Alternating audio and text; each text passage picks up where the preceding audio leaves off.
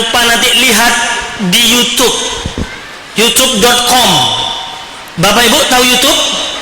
Tahu ya? Kenal YouTube insya Allah. Baik Bapak Ibu jamaah kaum muslimin yang dimuliakan Allah Subhanahu wa taala, kita tidak akan memperpanjang lebar. Insya Allah kita akan panggilkan, kita jemput untuk hadir di depan kita dua ustadz yang luar biasa yang insya Allah akan menjelaskan kepada kita tentang menjaga ahlus sunnah wal jamaah di Nusantara. Teman-teman panitia mohon untuk dijemput ustadz, dan insya Allah kita akan menjelaskan apa itu ahlus sunnah, siapa ahlus sunnah, dan bagaimana menjaganya ahlus sunnah wal jamaah. Maka dari itu malam hari ini insya Allah kita akan bahas bersama-sama, dan silahkan untuk mempersiapkan pertanyaan, nanti akan dikumpulkan ke depan.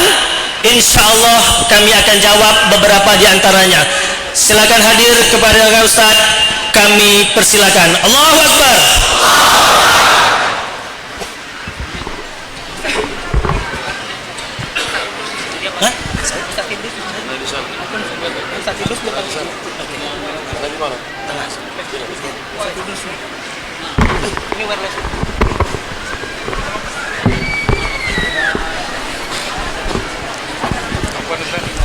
Masya Allah luar biasa.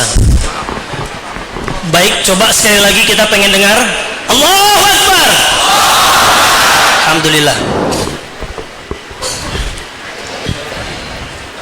Alhamdulillah Bapak Ibu jamaah kaum muslimin yang dimuliakan Allah Subhanahu wa taala.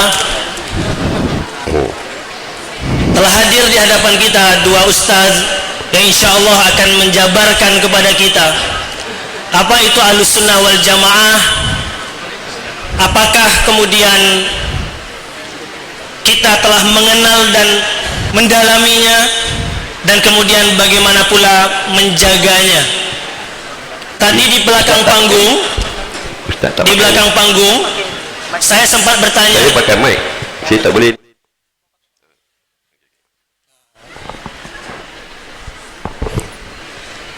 Sempat saya bertanya tadi, Ustadz ini yang duluan siapa? Ustadz Abdul Somad atau Ustadz Azhar Idrus?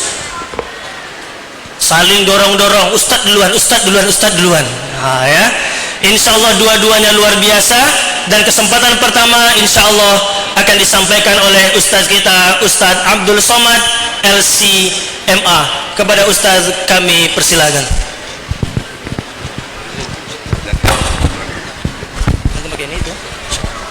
Ini apa itu? Bismillahirrahmanirrahim. Tak keluar suara. Ini pula apa ya? Bismillahirrahmanirrahim. Jadi mic tu besar, suara dia kecil. Ini kecil tapi suara besar. Assalamualaikum warahmatullahi wabarakatuh.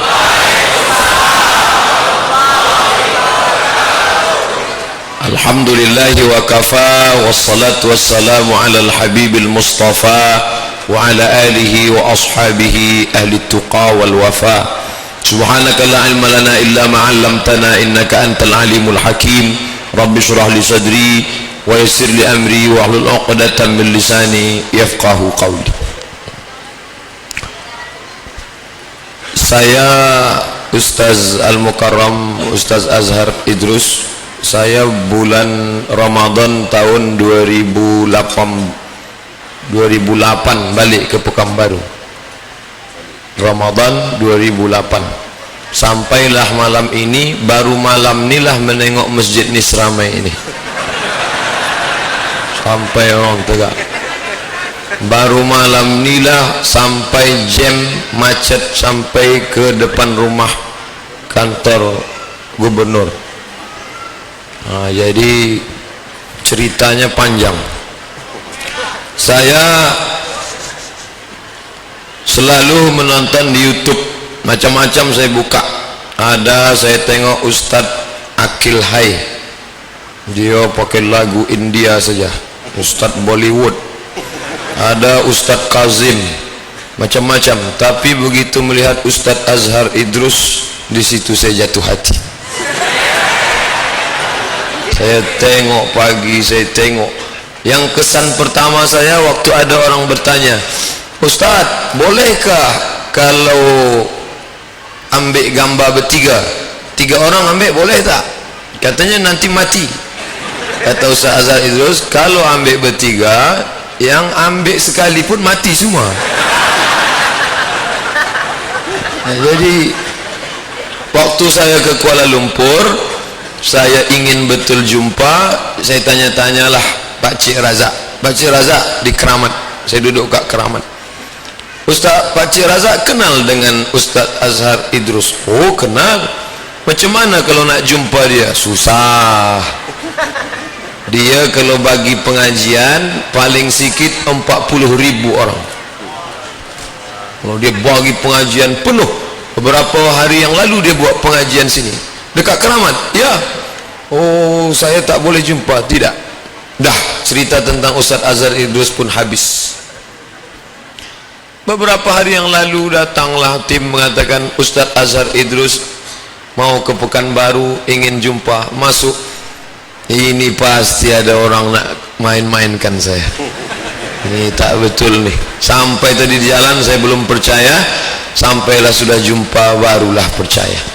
Ustaz Azhar Idrus menanya, nama sudah tahu. Beliau tanya saya berat berapa kilo. Saya jawab berat saya 50 dah masuk kasut. Kata Ustaz Azhar Idrus, alhamdulillah Ustaz sudah memudahkan orang lain. Memudahkan untuk apa? Memikul jenazah.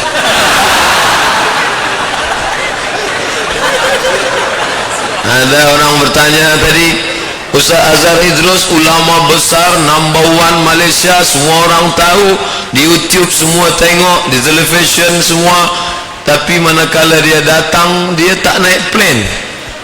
Kenapa tak naik plane? Apa dia jawab? Banyak susah, banyak pahala. InsyaAllah, tawaduk, rendah hati. Beliau adalah orang yang dikenal, maka tak perlu saya kenalkan lagi. Al-Mukarram Ustazuna. Saya selalu menyebut dalam WhatsApp saya Ustazuna, karena saya berguru tak langsung kepada beliau. Selama ini sanad saya terputus, tapi setelah berjumpa ni saya boleh mengatakan haddasani Al-Ustaz Azhar Idrus, karena sudah berjumpa langsung. Ada seorang sahabat Nabi bernama, saya bicara 30 menit saja. Kalau waktu sudah habis tolong bagi tanda, atau agak batuk-batuk sikit. Itu makna waktu dah habis. Nabi sallallahu alaihi wasallam punya seorang sahabat bernama Anas ibnu Malik.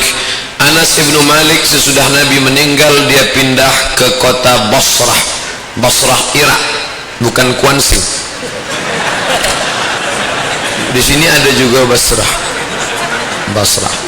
Kemudian di Basrah ini banyaklah murid-murid daripada Anas ibnu Malik, di antaranya Al-Imam Al-Hasan Al-Basri. Al-Basri artinya orang Basrah, Al-Kufi orang Kufah, Al-Minkabawi orang Minangkabau, Syekh Ahmad Khatib Al-Minkabawi, Syekh Muhammad Yasin Al-Fadani Padang. Nah, Nabi punya murid, sahabat punya murid tabi'in, dialah Al-Imam Al-Hasan Al-Basri. Imam Hasan Al-Basri suatu hari ditanya tentang bagaimana orang beriman tapi melakukan dosa besar, minum khamar. Ini pertanyaannya. Bagaimana hukumnya kalau orang beriman minum khamar? Dijawab sama orang Khawarij, kharaja, keluar. Khawarij sudah keluar dari jamaah. Ini kita kan judulnya malam ini Ahlus Sunnah wal Jamaah. Menurut orang Khawarij, murtakibul kabirah, orang pelaku dosa besar, kafir, neraka jahanam, kekal selamanya. Sedangkan menurut Murji'ah, Khawarij di sini, Murji'ah di sini, dua kelompok yang saling bertentangan. Menurut Murji'ah, orang yang minum khamar maka dia tidak kafir dan imannya tidak berkurang sedikit pun. Karena menurut keyakinan Murji'ah, iman itu tidak bertambah, tidak berkurang. Satu Khawarij, satu Murji'ah. Ditanyakan itu kepada Imam Al-Hasan Al-Basri, dan Imam Hasan Basri Ahlus Sunnah wal Jamaah. Ahlus Sunnah berpegang kepada sunnah Rasulullah, wal Jamaah tak memisahkan diri dari As-Sawadul A'zam, kelompok yang besar. Abu Bakar, Umar, Uthman, Ali, Ahlus Sunnah wal Jamaah. Kata Imam Al-Hasan Al-Basri, menurut saya orang beriman yang minum khamar itu tidak kafir, tapi dia fasik. Dia tidak kafir, tapi imannya rusak, tidak sampai pada kamalul iman. Maka dari tiga dialog ini, Wasil bin Atha, murid dari Al-Hasan Al-Basri, tak setuju. Kata Wasil bin Atha, orang yang minum khamar maka nanti di akhirat dia punya satu tempat, tidak di surga, tidak di neraka, namanya manzilah bainal manzilataini, satu tempat di antara dua tempat. Dia tak setuju dengan gurunya, karena Imam Hasan Basri mengatakan peminum khamar itu fasik, tidak seperti Khawarij kafir, tidak seperti Murji'ah imannya tak terganggu, tapi dia fasik. Sedangkan Wasil bin Atha mengatakan orang beriman minum khamar maka tempatnya adalah manzilah bainal manzilataini. Kemudian sejak dialog itu maka Wasil bin Atha memisahkan diri dari pengajian Imam Al-Hasan Al-Basri. Memisahkan diri bahasa Arabnya i'tazala. Ketika Wasil pergi memisahkan diri, apa kata Imam Hasan Al-Basri? I'tazala Wasil anna, Wasil sudah memisahkan diri dari kami. Orang yang memisahkan diri itu disebut Mu'tazil, kelompoknya namanya Mu'tazilah. Salah satu rukun Mu'tazilah mesti berpegang pada manzilah bainal manzilataini, satu tempat di antara dua tempat. Kelompok-kelompok ini lawan dari Ahlus Sunnah. Lawan dari Ahlus Sunnah adalah Ahlul Bid'ah. Orang pelaku bid'ah itu disebut dengan mubtadi'. Makanya kalau mengkaji nama periwayat hadis, fulan mubtadi', dia pelaku bid'ah. Bid'ahnya apa? Karena dia mengikut Khawarij. Dia pelaku bid'ah. Bid'ahnya apa? Karena dia pengikut Murji'ah. Dia pelaku bid'ah. Bid'ahnya apa? Karena dia Mu'tazilah.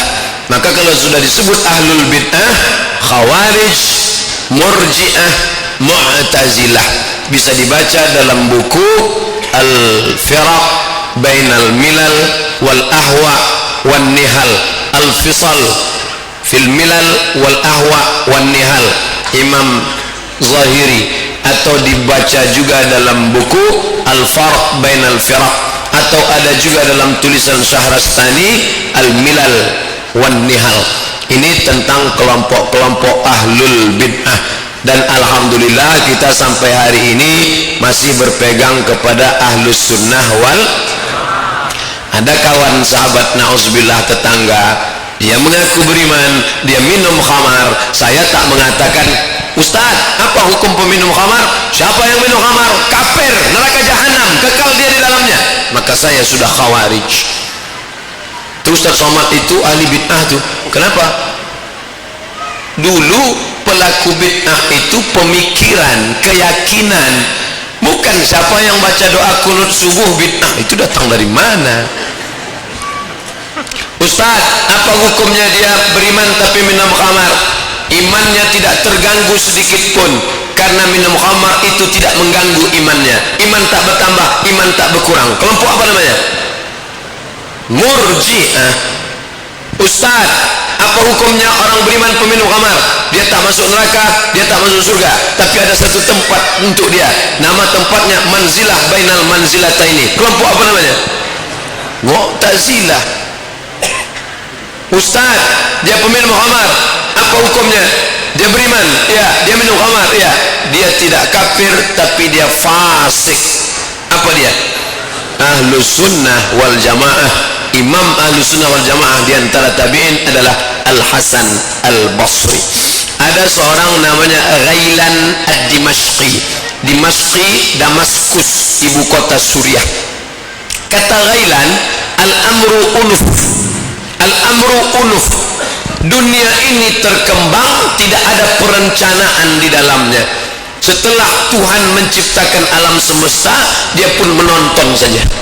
Dia tak tahu apa yang akan terjadi di masa akan datang.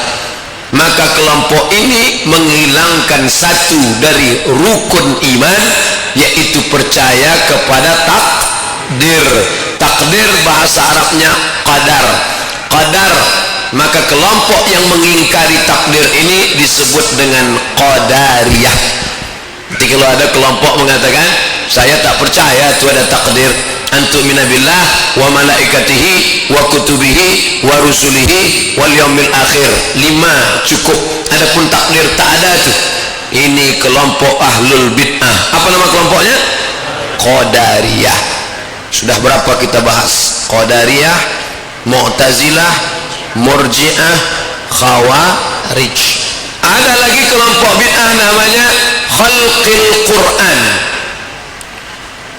Kata dia Quran itu makhluk, bukan kalamullah. Imam Ahmad bin Hanbal meninggal tahun 241 di Baghdad, Irak. Imamnya Ahlus Sunnah kena fitnah Khalqil Quran. Makanya kata anaknya namanya Abdullah bin Ahmad bin Hanbal, ayah saya sebelum masuk penjara dia solat malamnya salasami'ati rakaat, 300 rakaat satu malam. Tapi setelah dia masuk penjara, dia solat 150 rakaat duduk, karena selama di penjara dia disiksa, dia terkena kriminalisasi ulama.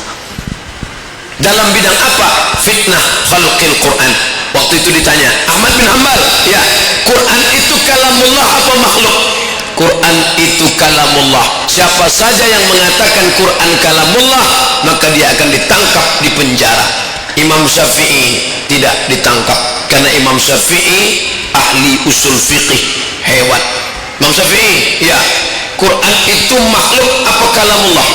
Dijawab Imam Syafi'i, Injil, Quran, Zabur, Taurat, keempat-empat ini makhluk. Imam Syafi'i selamat.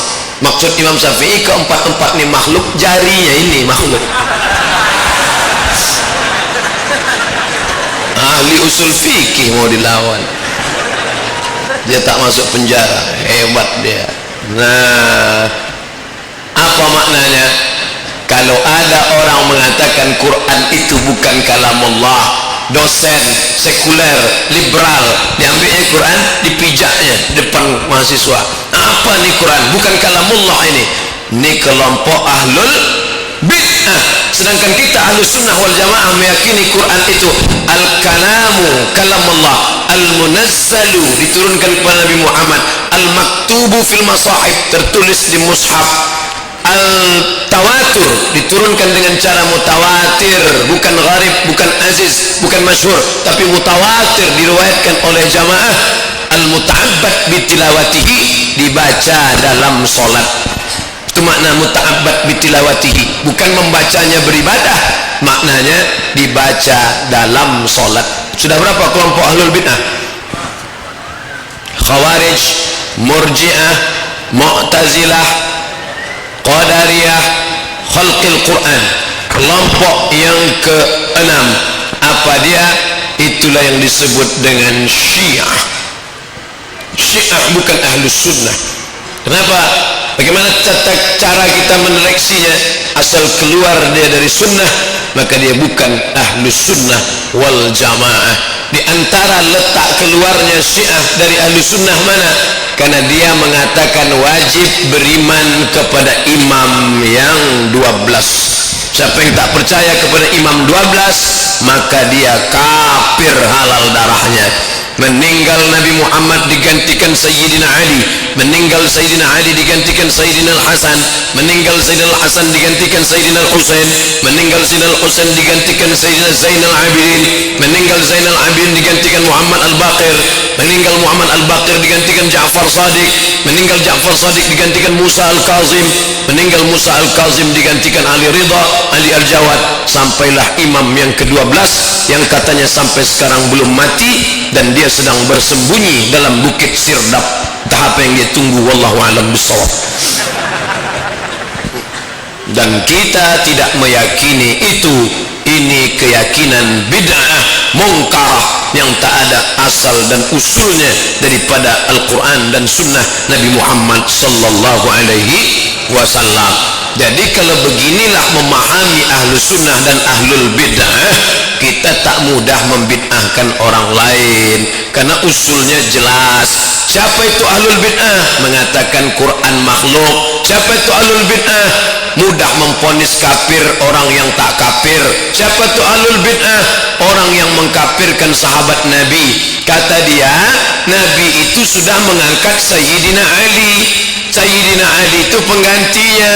Siapa saja yang mengambil mahkota kekuasaan Sayyidina Ali, maka dia kafir. Mereka mengkafirkan sahabat Nabi. Makanya Syekh Yusuf Al-Qaradawi tidak bisa duduk bersama dengan Syiah dalam kelompok bernama Taqrib Bainal Mazahib. Ulama terbagi tiga.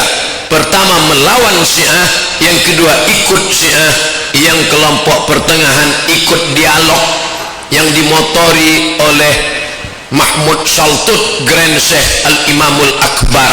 Dialog Sunni Syiah, tapi ujung-ujungnya bukan dialog, tapi tasyyi' as-sunnah, mensyiahkan ahlu sunnah, syiahisasi ahlu sunnah.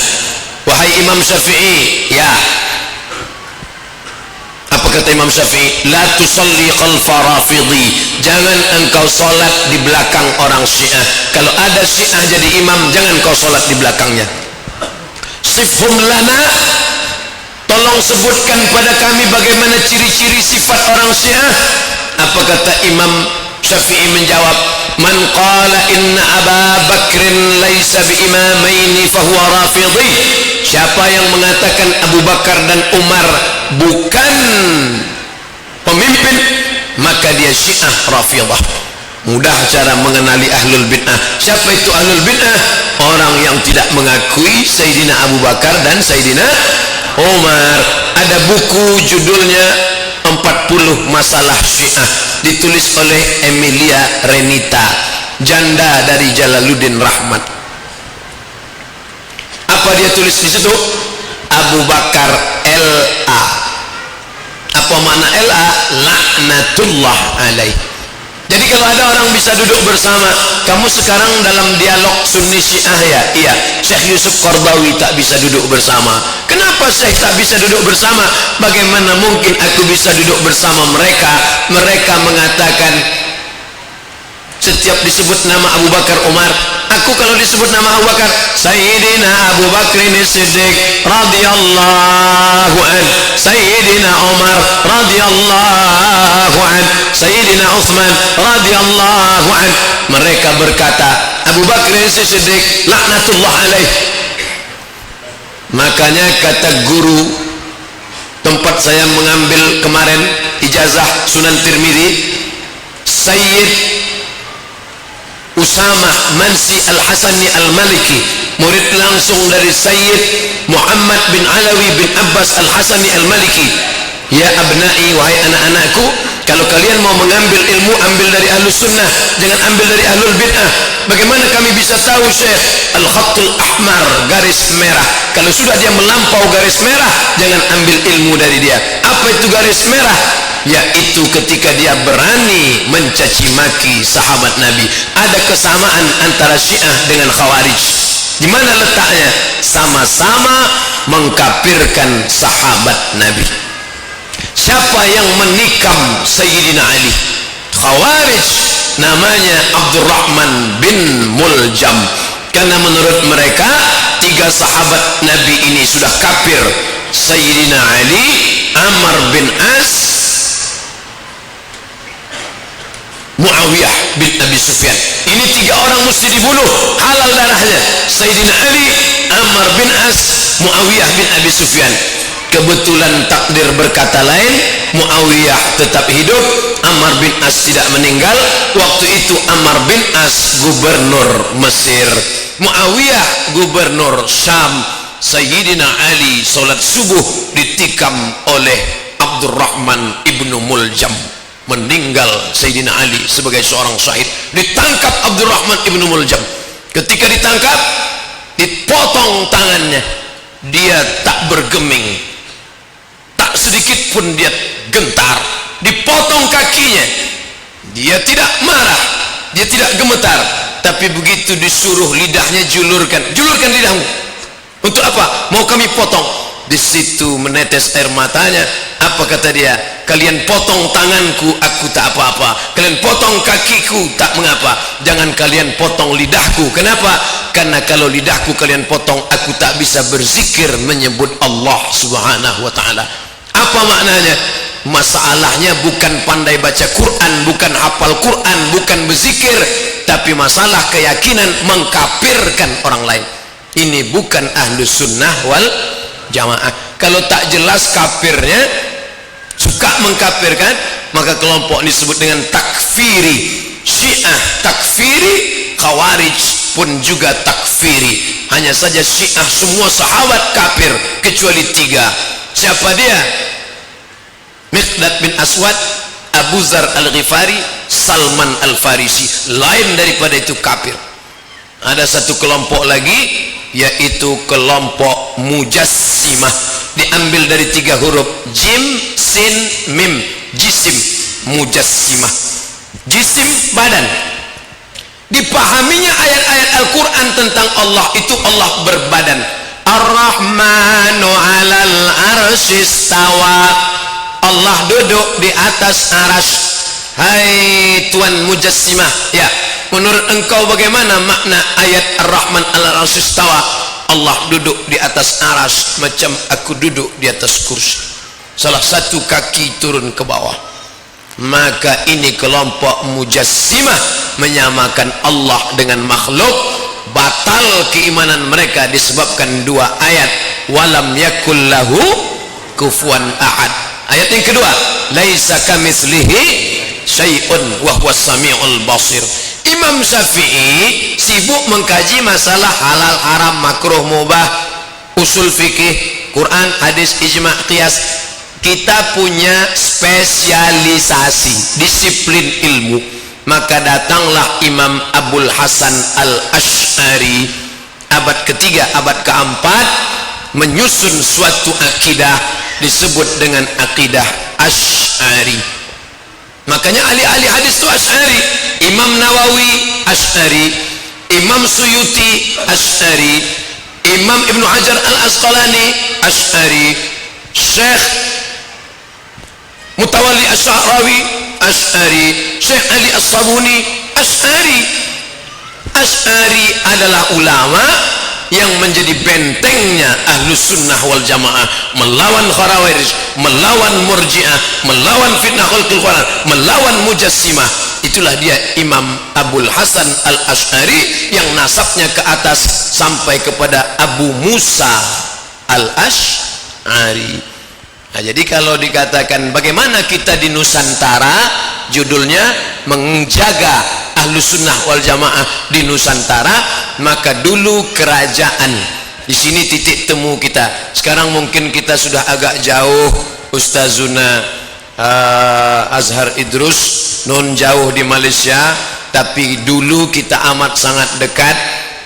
Aceh di atas, turun dari Aceh 4 kerajaan Melayu, Melayu Langkat, Melayu Delhi, Melayu Serdang, Melayu Asahan.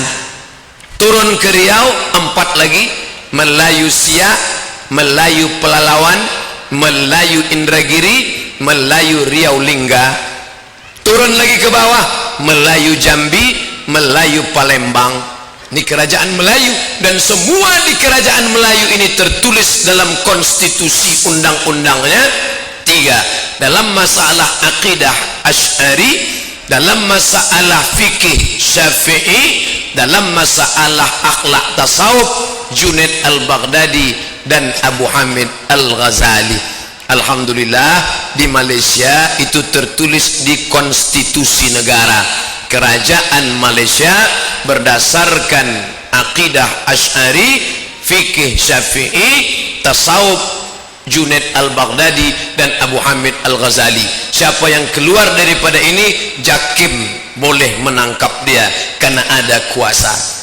Ini kekuasaan penting. Jadi penceramah, ustadz menyadarkan umat dari bawah, tapi kalau tak ada dari atas kekuasaan, ini akan kacau balau. Berakhir kerajaan Siak Sri Indrapura tahun 1946,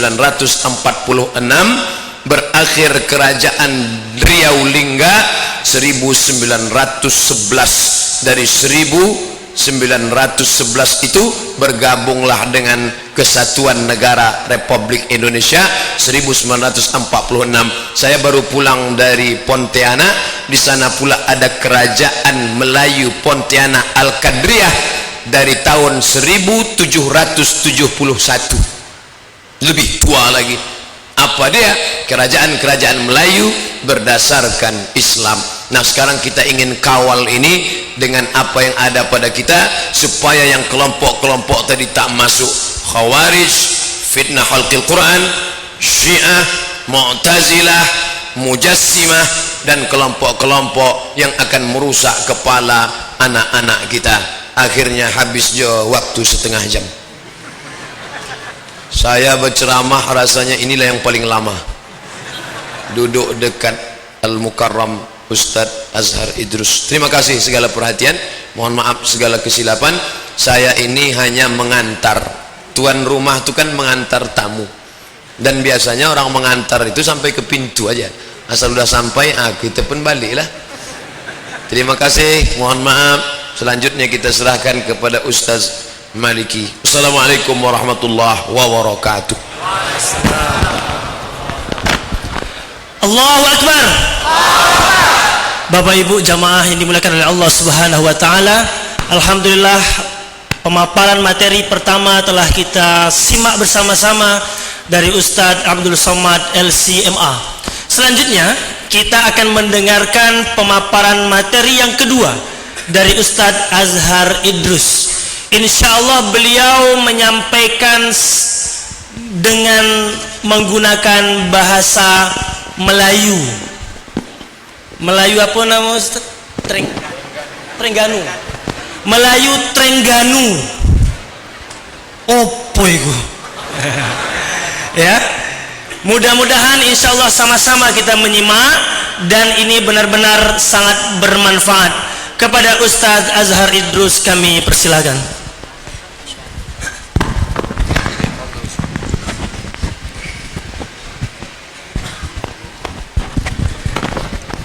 Assalamualaikum warahmatullahi. Assalamualaikum warahmatullahi wabarakatuh.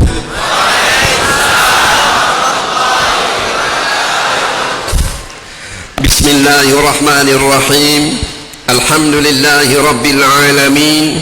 Wassalatu wassalamu ala ashrafil anbiya wal mursalin. Habibina maulana wa qudwatina wa uswatina sayyidina Muhammadin wa ala alihi wa sahbihi ajma'in. Amma ba'du. Yang kita hormati pengurusi majlis kita pada malam ini, yang sangat-sangat kita kasih dan cintai, Tuan Guru Sahibul Fadilah Al-Ustaz Abdul Somad Al-Misri Al-Maghribi, yang baru saja memberikan ucapan yang pertama.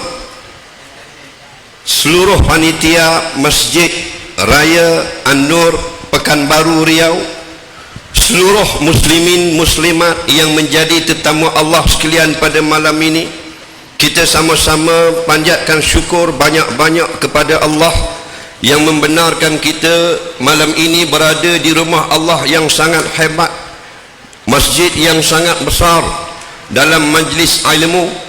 Mudah-mudahan Allah berkati dan rahmati kita, dan semoga apa yang kita lakukan ini ditulis di dalam buku amalan kita sebagai suatu amal saleh yang kita harapkan memberi keuntungan dan kemenangan kepada kita semua pada hari kita akan berjumpa bertemu dengan Allah pada hari mahsyar nanti insya-Allah. Allahu Rabbi, tengok orang ramai suka. Saya mohon maaf kerana mungkin apa ucapan-ucapan saya tidak sebagaimana bernasnya ucapan-ucapan Tuan Guru Ustaz Abdul Somad. Memang modal saya tadi banyak, tapi bila sampai tengok masjid begitu besar, 50% hilang modal saya. Terkejut tengok besarnya masjid, tinggal 50% modal mau bicara. Jumpa pula Pak Ustaz, hilang terus, habis licin. Jadi saya omong kosong saja malam ini insya-Allah. Lagi pula apa yang saya mau cakap semua Pak Ustaz Abdul Somad sudah jelaskan, sudah diskusikan. Allahu Rabbi. Saya orang Terengganu, datang ke Riau. Saya selalu bercuti, saya pergi ke Indonesia. Ada 3 sebab. Yang pertama, kerana dekat. Yang kedua, belanjanya murah. Hotelnya RM70 Malaysia saja, RM250,000. Kalau di Kuala Lumpur sudah RM700,000 satu malam. Yang ketiganya, kerana saya senang berbicara, senang mau makan minum, orang faham. Pergi ke Aceh pun kita cakap, orang faham. Pergi ke Medan kita bercakap, orang faham. Pergi ke Tanjung Pinang bercakap, orang faham. Pergi ke Batam bercakap, orang faham. Kita datang ke Pekanbaru pula lagi-lagilah faham. Kerana kita orang Melayu sama saja, muka sama saja, cuma kadang-kadang itu muka kita mirip seseorang, tapi Melayu tetap Melayu. Melayu adalah bangsa yang antaranya terhebat di dunia. Apa sebab? Sebab dalam dunia ini hanya orang Melayu sahaja yang ada mukanya semua muka bangsa lain. Betul atau betul? Betul. Ada orang Melayu muka negro, betul? Betul. Ada orang Melayu muka India, ada? Ada orang Melayu muka Cina, ada orang Melayu muka Mak Saleh, orang putih, macam saya, ada? Okey. Ada orang Melayu muka Pakistan, ada orang Melayu muka Arab, betul? Itu kelebihan orang Melayu. Ada kekurangan tapi nak sebut kelebihan. Mana ada orang negro muka Cina? Ada?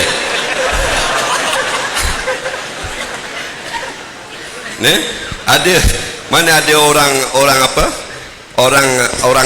Orang Arab, muka Cina, orang Jepang muka Afrika, tak ada.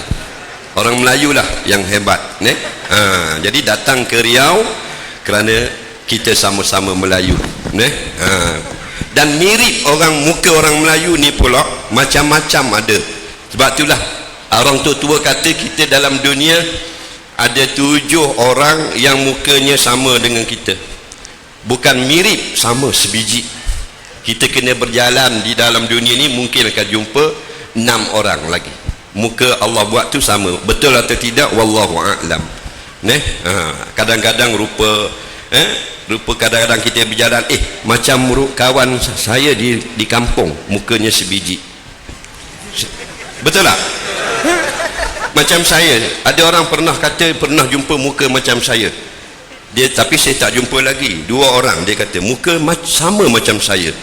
Saya kata siapa? Nombor 1 yang berlakon filem Titanic. Wallahu a'lam, bukan saya kata. Yang kedua dia kata yang menyanyi Westlife. Dia yang kata, bukan saya kata. Betul. Pak Ustaz Abdul Somad pun ada mirip-mirip orang penyanyi terkenal saya rasa Indonesia ya, rasanya macam S Bagio ya.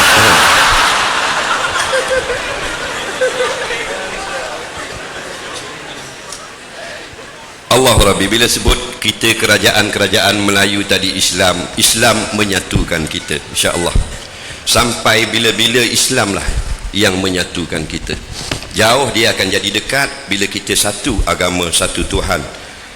Tajuk kita malam ini tentang ahli sunnah wal jamaah. Allah sebut di dalam Al-Quran, ya ayyuhallazina amanu qu anfusakum wa ahlikum nara. Al-ayah. Wahai orang-orang yang beriman, wajib kamu jaga diri kamu dan keluarga kamu daripada api neraka. Yang kita takut sangat ialah api neraka. Kita tak kisah kalau tidak semayang 5 waktu tapi masuk syurga, tak apa, okey lagi. Nah, kalau kata minum arak masuk syurga, tak apalah. Yang kita bimbang bila kita tidak taat kepada Allah, tempatnya neraka. Kerana tidak ada tempat yang ketiga, hanya dua saja, fariqum fil jannah wa fariqum fis sa'ir, kata Allah. Di akhirat nanti satu golongan ke syurga, satu golongan lagi ke neraka, go to hell. Dalam dunia banyak jalan, macam-macam ada kelompok, macam-macam ada persatuan pertubuhan dan sebagainya.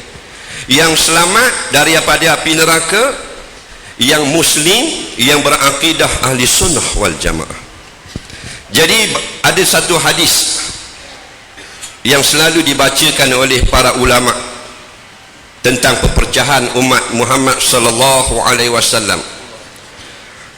Ulama-ulama yang mengkaji hadis, dia bilang ada lebih kurang 15 hadis yang lebih kurang maknanya muradif.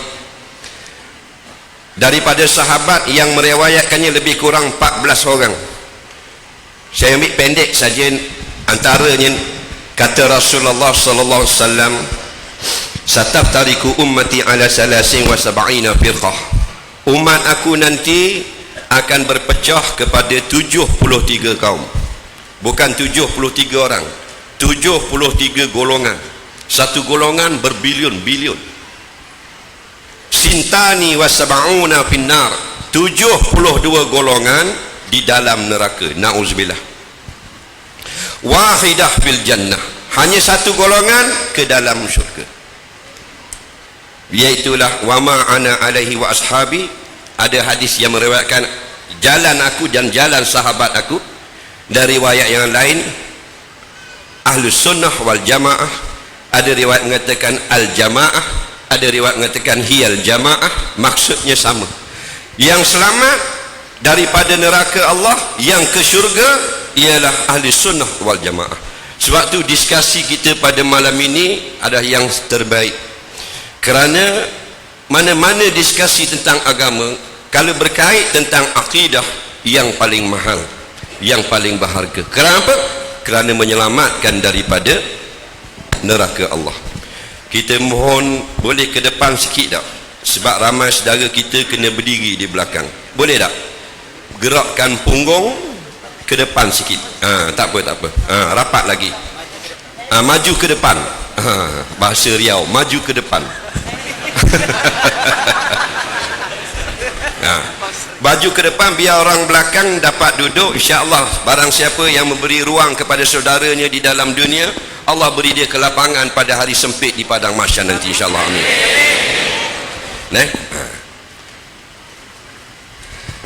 Jadi wajiblah daripada ayat tadi kita jaga diri kita dan anak isteri kita daripada api neraka. Antara perkara yang membawa kepada api neraka ialah kita tidak berada di atas ahli sunnah wal jamaah. Batu sangat penting. Akidah sangat penting. Dalam kitab-kitab hadis yang menyebut tentang soalan munkar wa nakir, antara soalannya wama i'tiqaduka, apakah i'tiqad kamu tentang perpecahan 73, 72 ke dalam neraka, satu ke syurga. Bukan berkait masalah serban, bukan masalah baju, masalah seluar, masalah akidah yang kita kena jaga, bukan janggut. Bukan tanya siapa yang janggut panjang masuk syurga, saya masuk dulu. Betul tak? Kalau tanya di akhirat nanti siapa janggut panjang masuk syurga dulu, saya masuk dulu. Ustaz Abdul Samad, tolong, tolong.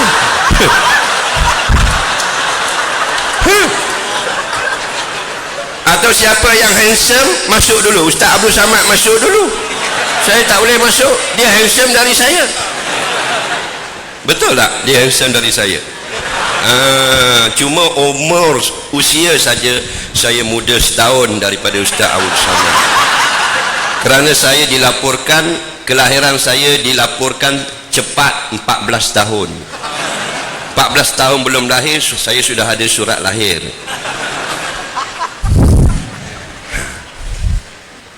Jadi bukan tanya siapa serban besar masuk syurga, bukan.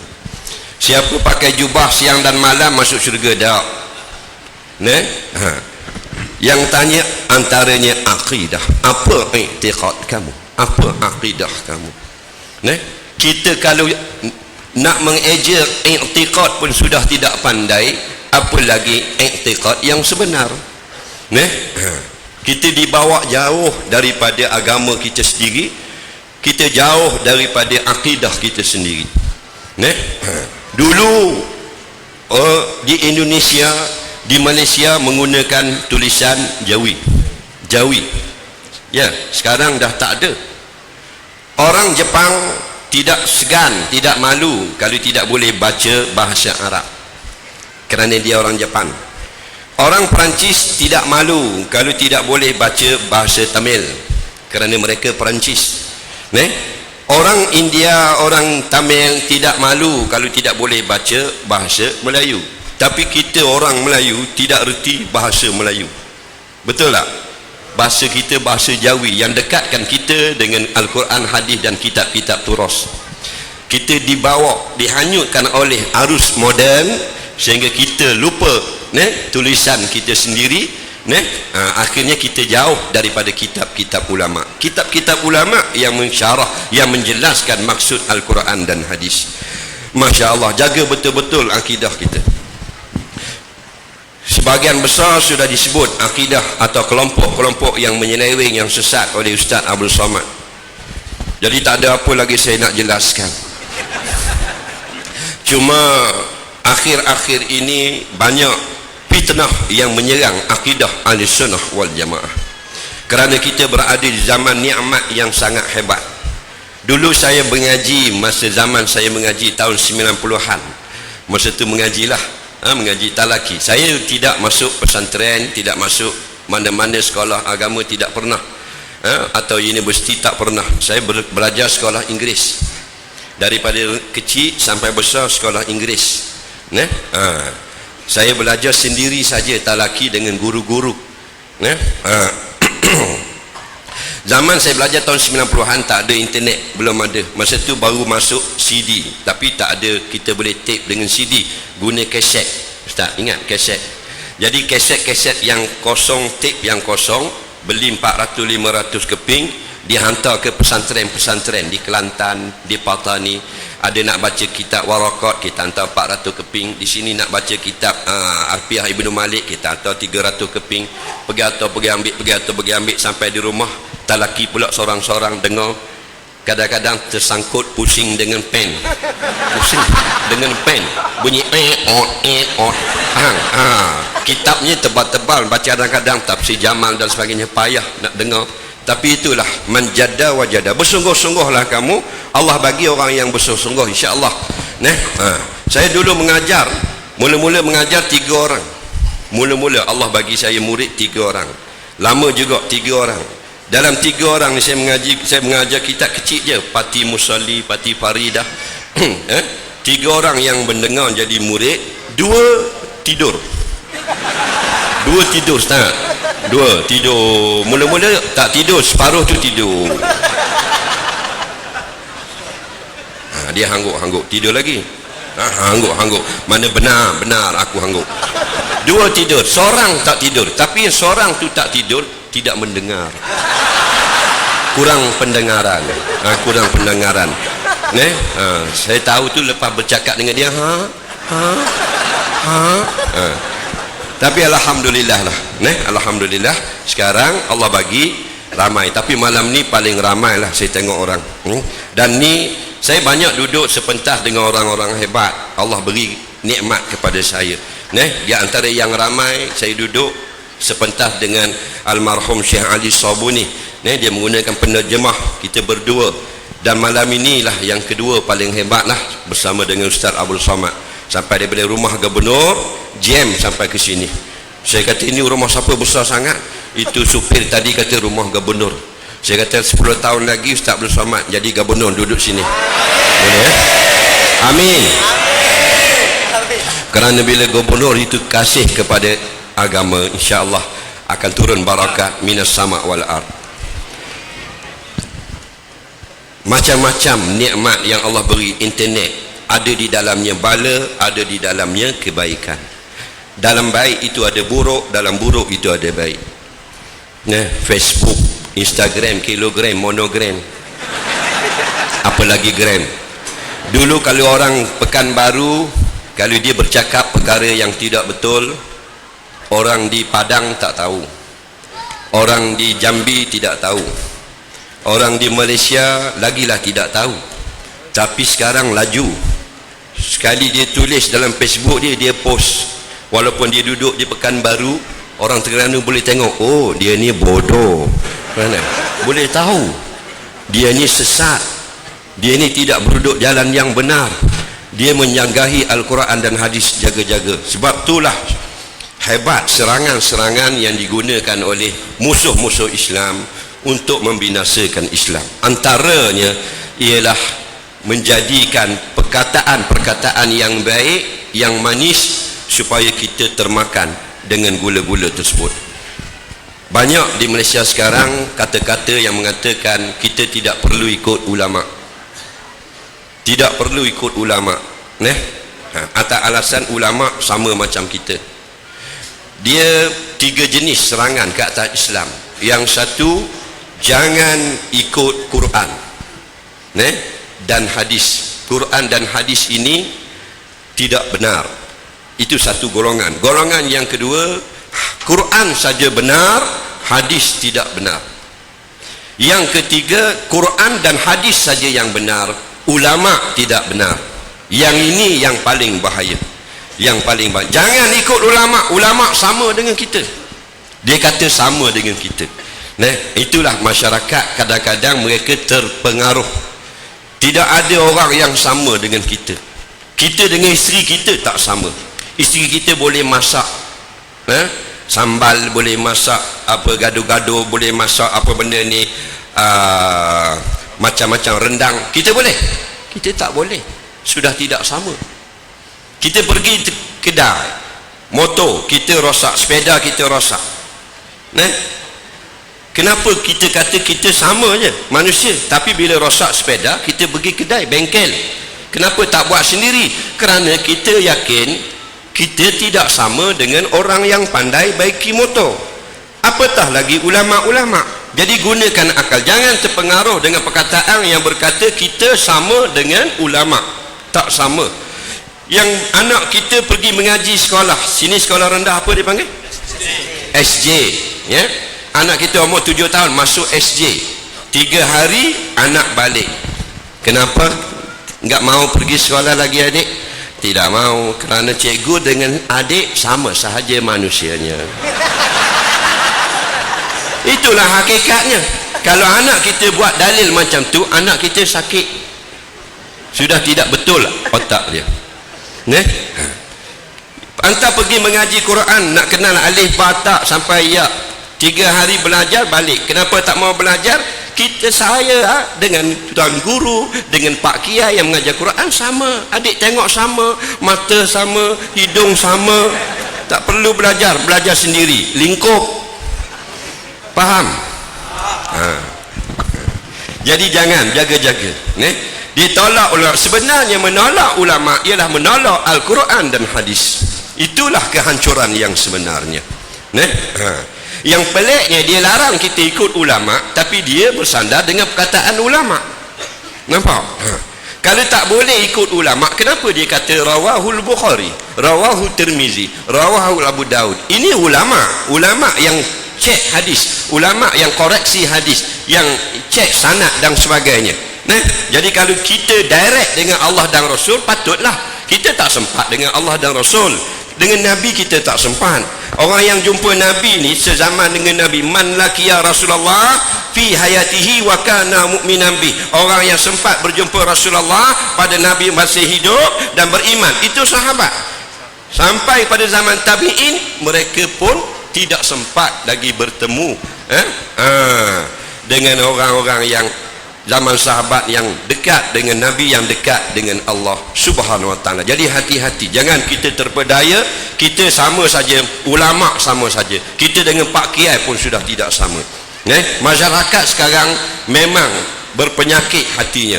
Dalam perkara dunia mereka taat kepada makhluk, dalam perkara agama mereka tidak mau taat kepada ulama. Saya tak tahulah di Riau ini berlaku, tapi di Malaysia ada berlaku. Dalam bab dunia dia taat. Dia kalau kata listrik di rumahnya rosak, dia pergi jumpa tukang listrik. Tukang listrik kata ini semua kabel kena buang pak, belanjanya RM3,000. Baiklah. Kenapa dia tidak tanya hadis sahih? Dia tak tanya hadis sahih atau tidak. Dia pergi jumpa doktor kata pak, ini penyakit, tidak boleh makan ini, tidak boleh makan ini, kena makan ini, obatnya RM2,000. Adakah kita tanya hadis sahih? Ada sanad? Tak, terus kita percaya. Tapi bila ulama memberitahu hukum, kita hanya tanya hadis sahih, hadis sahih, hadis. Ulama tazkirah untuk menjaga kita. Nampak tak? Jangan kita biadab bertanyakan ulama. Adakah ini sahih? Yang kamu mau menasihati aku, adakah sahih? Nampak? Ini kena jaga-jaga. Banyak sekarang yang nak membawa kita jauh daripada ulama, supaya kita terus tafsirkan sendiri Al-Quran dan hadis. Nabi SAW pernah pesan, man fassara al-Qur'ana bi ra'yihi wa fi riwayatin bi ghairi ilmin falyatabawwa ma'adahu minan nar. Barang siapa tafsir Quran ikut kepala akalnya sendiri atau tanpa ilmu yang melayakkan dia tafsir Quran, maka beli atau sediakanlah tempat duduk di dalam api neraka. Nauzubillah. Hati-hatilah. Saya suka tengok orang Riau, ada Pak Ustaz ada kiai yang menyampaikan ilmu. Saya seronok sungguh. Kerana bila tengok 2 tahun lepas tengok YouTube Ustaz Abdul Somad. Dulu saya tengok YouTube kaset-kaset Kiai MZ Zainuddin, orang Pulau Jawa. Bila dia meninggal, dengar Pak Ustaz Abdul Somad 2 tahun yang lepas. Sampai di tempat saya, budak-budak pun suka dia pasal lucu. Dia kalau budak-budak kecil suka, baguslah tu.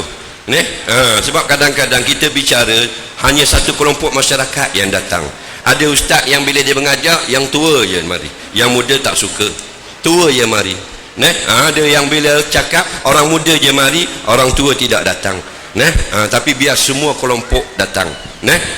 Jadi saya nak mohon maaf lah, kadang-kadang tersalah cakap dan sebagainya. Nak beri peringatan sungguh-sungguh, golongan satu kelompok yang baru, yang dia anggap hebat, mereka lah yang lebih kenal Al-Quran dan hadis. Mereka melarang kita ikut kiai-kiai, pergi berbalah atau ajak kita berbalah ke perkara yang khilafiyah. Benda ni sangat berbahaya. Di tempat saya ada satu kelompok yang dia kata kalau kita baca doa nak makan, ini Kristian. Baca doa nak makan, Kristian. Kalau tahlil itu Hindu. La ilaha illallah. Benda-benda yang macam ni. Tapi benda-benda yang ijma' ulama, mereka diam. Tentang arak, tentang perzinaan, tentang narkoba, mereka diam. Perkara-perkara khilafiyah, mereka bising mengeluarkan hadis dan sebagainya. Ini tanda akal yang tidak betul. Seorang ulama Mesir memberitahu orang yang mengenengahkan perkara khilafiyah yang membawa kepada perbalahan, tanda akalnya sudah rosak. Jangan kita berbalah perkara-perkara khilafiyah. Kita nak akidah Ahlussunnah wal Jamaah berpusat di Riau, berkembang ke seluruh Nusantara. Amin. Kerana makna Riau, apa makna Riau? Awak orang mana? Orang mana? Orang Riau. Apa makna Riau? Saya tahu. Apa makna Riau? Orang mana? Orang Batak. Nah, orang Riau. Orang Riau. Apa makna Riau? Siapa lagi orang Riau? Ada? Awak orang Riau? Apa makna dia? Riau, tahu makna Riau? Nak tahu tak? Ya. Awak tahu tak?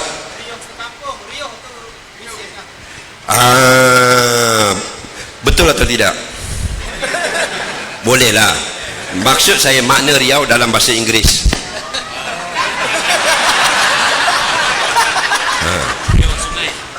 Riau itu adalah religion Islam act unity. Nampak? Agama Islam membawa persatuan umat Islam. Betul tak? Ingat itu sampai mati. Jadi kita mau bermula daripada Riau jadi sumber persatuan umat Islam. Kita bawa akidah Ahlussunnah wal Jamaah berkembang seluruh Nusantara sehingga diamlah segala firqah-firqah yang menyesatkan. Kerana kita bukan nak cari kemenangan, kita bukan nak cari hebat, glamour dan sebagainya. Kita nak ku anfusakum wa ahlikum nara. Kita nak selamat dari neraka. Nabi SAW telah memberi keputusan hanya ahli sunnah wal jamaah yang selamat daripada neraka dapat syurga Allah. Maka kita tolong kembangkan akidah ahli sunnah wal jamaah. Yang ada Facebook, kembangkanlah huraian-huraian, diskusi ulama ahli sunnah seluruh dunia. Banyakkan post di dalam Facebook, jangan banyak selfie sangat. Yang mana boleh menulis, tulislah apa-apa pun. Yang pandai copy paste lah pandangan-pandangan ulama ahli sunnah. Sebarkan kalau boleh satu hari satu artikel ahli sunnah di dalam page masing-masing. Assalamualaikum warahmatullahi wabarakatuh.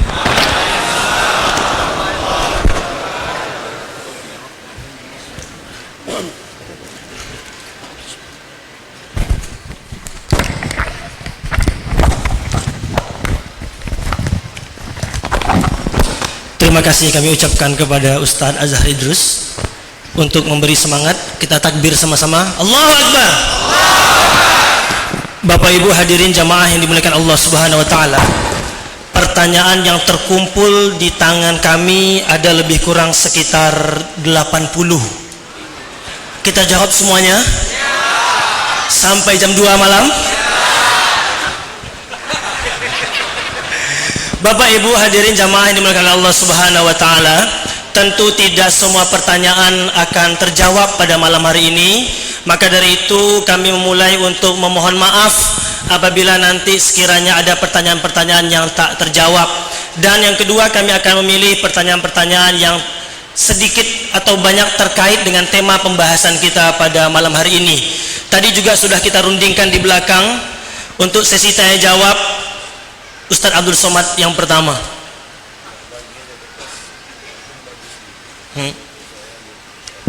Naam. Biar tak rebutan, baik Ustaz.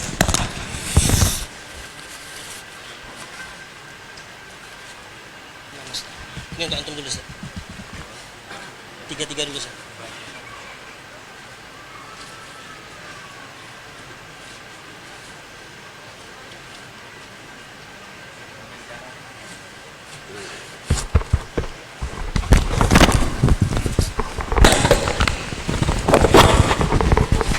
Saya diberi kesempatan menjawab 3 soalan lebih dulu. Pertama, apakah Asy'ari itu keluar dari Ahlus Sunnah wal Jamaah?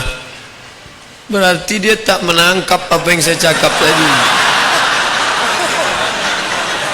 Ada Khawarij, ada Syiah, ada Murji'ah, ada Khalqil Quran, ada Mujassimah. Datanglah Imam Abul Hasan Al-Asy'ari menyusun, membantah itu semua. Maka disebut Asy'ari itu Ahlus Sunnah wal Jamaah. Al-Asy'ariyah hum Ahlus Sunnah wal Jamaah. Man huwal Azhari? Siapa itu Azhari? Yang betul bermanhaj Al-Azhar itu siapa? Kata Syekh Ali Jum'ah, pertama Asy'ariyul aqidah, akidahnya Asy'ari atau Maturidi. At-tamadhhub bi ahadil madhahibil arba'ah, bermazhab dalam bidang fikih. Itu yang dikatakan Ustaz Azhar Idrus tadi, ikut ulama, bermazhab ikut ulama.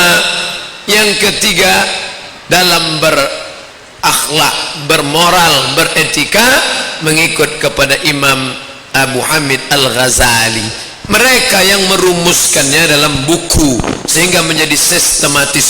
Mari kembali ke Quran dan Sunnah. Betul, tapi apa kita sanggup? Apa mampu? Datang ulama menyusunnya untuk memudahkan. Ada namanya ulumul hadis, sahih, hasan, dhaif, maudhu, mutawatir, tawatir lafzi, mutawatir nawawi, gharib, aziz, masyhur, munqati, muallaq, mu'dhal. Itu tak ada zaman Nabi. Ulama menyusunnya. Nah, dalam bidang ulumul hadis ada, dalam bidang qiraat ada, dalam bidang tafsir ada dalam bidang aqidah. Siapa yang paling sistematis menyusun? Imam Abdul Hasan Al-Asy'ari. Lalu kenapa ada salah satu ustadz terkenal di Indonesia menyebut kaum Asy'ari itu keluar dari Ahlus Sunnah wal Jamaah?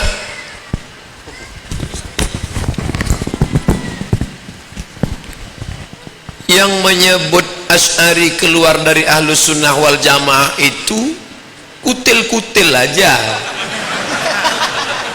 Sawadul A'zam, sawad hitam, A'zam menghitam saking banyaknya, dari mulai Maroko sampai Maroke itu Asy'ari. Orang yang mengklaim, maka dia hanya kecil, kelompok kecil saja di dunia ini kalau dibandingkan dunia.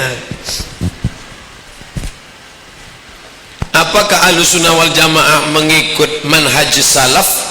Iyalah. Khairul qurun qarni, sebaik-baik abad-abadku, tsummal ladzina yalunahum, satu abad sesudah itu, tsummal ladzina yalunahum, satu abad sesudah itu. Mereka merumuskannya menjadi satu. Bahan mentah masakannya apa? Cabai, bawang, tomat, gula. Cabai, bawang, tomat, kunyit, lengkuas. Itu bahan mentahnya. Lalu kemudian diolah menjadi asam podeh baung, diolah menjadi gulai masam, diolah menjadi gulai macam-macam. Bahannya itu dari salaf. Imam Syafi'i menyusun mazhab Syafi'i dari mana? Nabi, sahabat, tabi'in. Menyusun ilmu akidah dari mana? Nabi, sahabat, tabi'in. Menyusun ilmu qiraat dari mana? Nabi, sahabat, tabi'in. Bahan mentahnya sama. Karena saya pernah dengar bahwa orang yang tidak bermanhaj salaf berarti akidahnya rusak dan tidak termasuk Ahlus Sunnah. Mereka salafus saleh, mengikut salaf. Mana dalil bahwa Asy'ari mentakwil itu mengikut salaf? Kullu man 'alaiha fan, semua yang di atas muka bumi ini binasa. Wa yabqa wajhu rabbika dzul jalali wal ikram, yang kekal hanya wajah Tuhanmu. Semuanya hancur, yang kekal hanya wajah Tuhanmu. Gimana memahami itu? Semuanya hancur, tinggal wajahnya aja. Maka apa kata Imam Al-Bukhari mentakwilkan ayat itu? Wa yabqa mulkuhu, wajah di situ ditakwilkannya menjadi mulku, kekuasaan. Jadi Imam Asy'ari mentakwil itu dari mana dia ambil? Dari salaf. Imam Abdullah bin Abbas mentakwil, Mujahid mentakwil, Imam Malik mentakwil. Datang Imam Asy'ari menyusunnya secara sistematis. Takwil adalah manhaj salaf. Begitu juga dengan tafwid, juga manhaj salaf. Mereka berdiri di atas salafus saleh. Yang jadi masalah kan kita berhadapan dengan orang hanya kami saja yang salaf, hanya kami saja yang Ahlus Sunnah, hanya kami saja yang ikut Nabi, hanya kami saja yang benar. Itu salah satu ciri-ciri dari Khawarij. Karena Khawarij dia katakan inil hukmu illa lillah, hanya hukum Allah. Sahabat Nabi pun dia kafirkan. Embrio Khawarij. Makanya Syekh Abu Karimah dari Al-Azhar menulis Khawarijul Ummah. Syekh Muhammad Ali Jum'ah, Dr. Muhammad Ali Jum'ah, mantan mufti Mesir, menulis Khawarijul Ummah. masih ada pemikiran-pemikiran mukhawarij di zaman saat ini. Itu yang kita bahas dari tadi. Bagaimana cara menghadapi, bersikap dengan orang yang sikit-sikit bid'ah, sikit-sikit bid'ah, sikit-sikit bid'ah. Teruslah mengaji, kaji, baca buku-buku tentang bid'ah, baca tentang bagaimana dawabit, karakteristik bid'ah, terus mengkaji 37 masalah populer. Saya kaji masalah bid'ah. Kawan kita di Bogor WA ke saya, kami sudah khatam 37, alhamdulillah. Sepekan kami kaji satu masalah, 37 pekan khatam buku itu. Bayangkan. Mohon maaf Ustaz Somad, kami tidak bisa datang ke Az-Zikra waktu Ustaz di tempat Ustaz Arifin Ilham. Kenapa? Karena kami sedang menghatamkan 37 masalah populer. Dia sudah khatam, saya belum mulai lagi.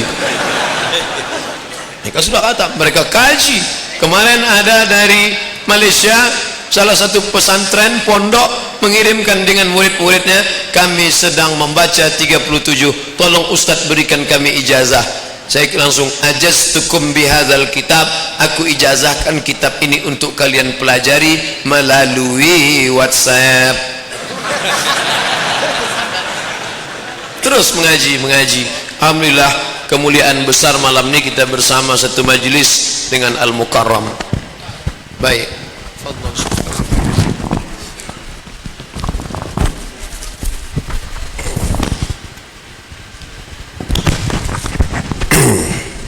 Soalan yang diajukan kepada saya ada banyak, dalam 10, tapi maksudnya sama saja.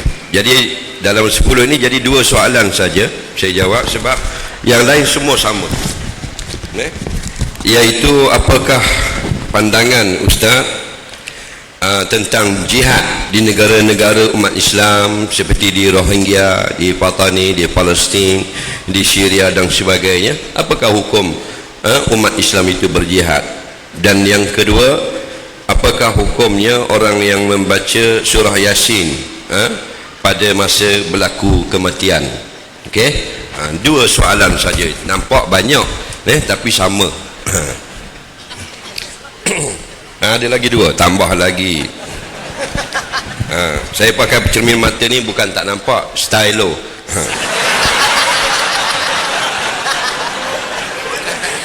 Amalan yang bisa dilakukan untuk ayah yang telah meninggal, mengalir pahalanya untuk beliau, apakah sebaiknya kita lakukan? Saya mau tanya ini, macam mana kita mau ikhlas dan tawaduk biar kita dapat husnul khatimah? Alhamdulillah. Baik. Di mana saja kita berada, kita tidak lari daripada 2 keadaan. Sama ada kita berlaku baik kepada orang atau kita berlaku buruk kepada orang lain. Begitu jugalah dengan sebuah negara, sama ada negara itu dizalimi atau dia yang menzalimi.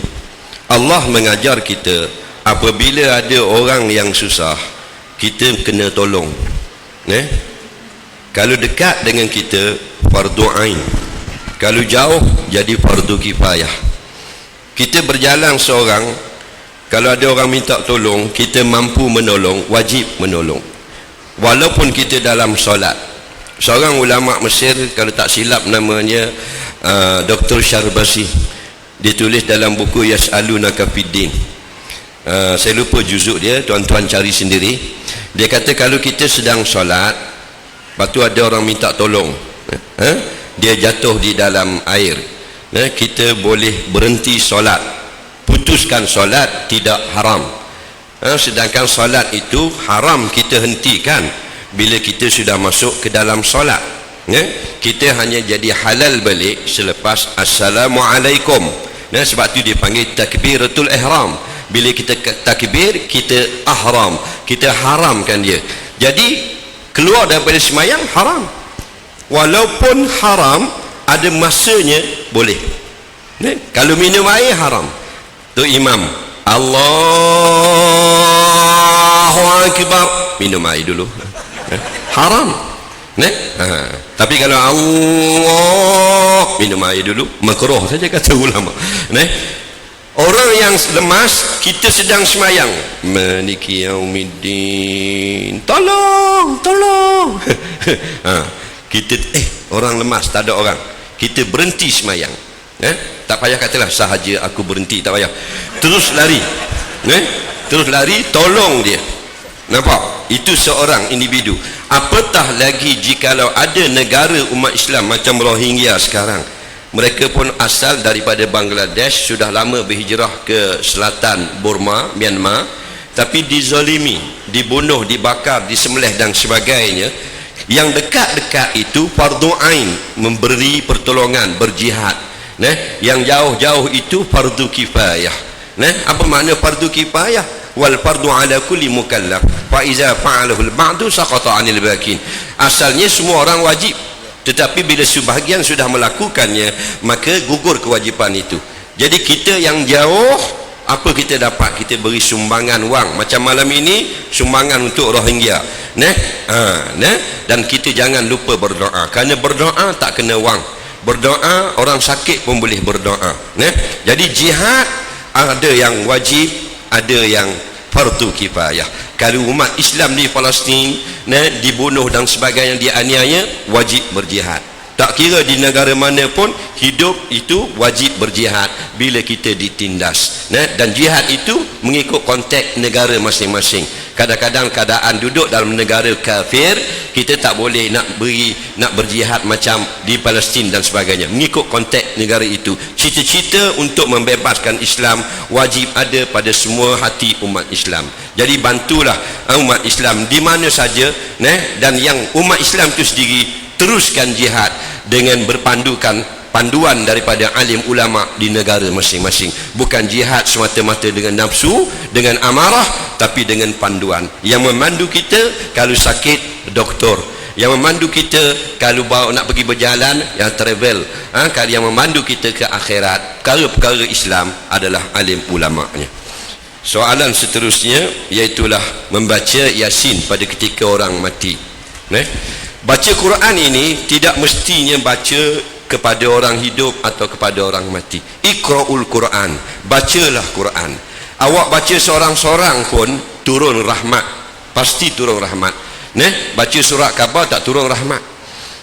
Orang baca Quran satu huruf satu pahala, ganda pula 10. Ganda 10. Bi amsari asyariah.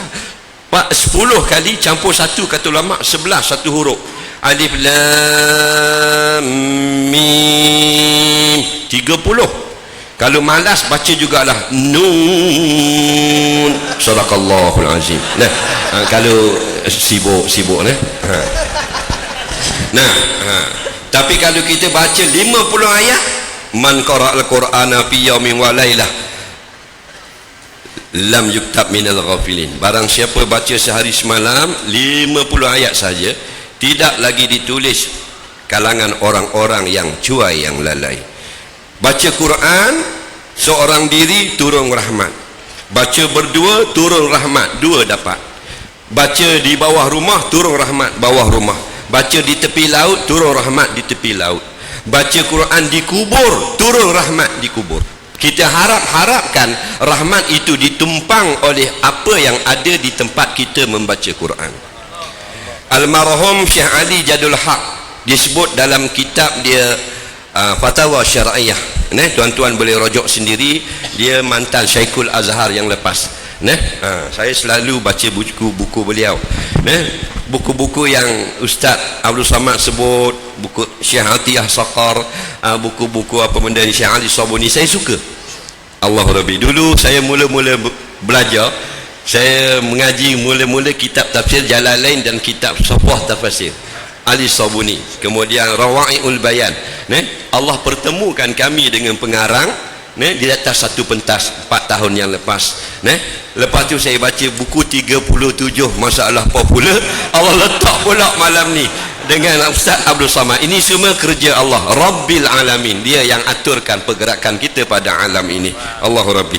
Jadi bacalah Quran di mana-mana, di situ turun rahmat. Tidak ada tidak turun rahmat, pasti turun rahmat. Kerana itulah kita baca di dalam rumah kita turun rahmat, kita baca di kubur turun rahmat. Kata Syekh Ali Jadul Haq, kalau kita baca di rumah, turunlah rahmat itu di rumah, dan bila kita baca di kubur, turun di kubur.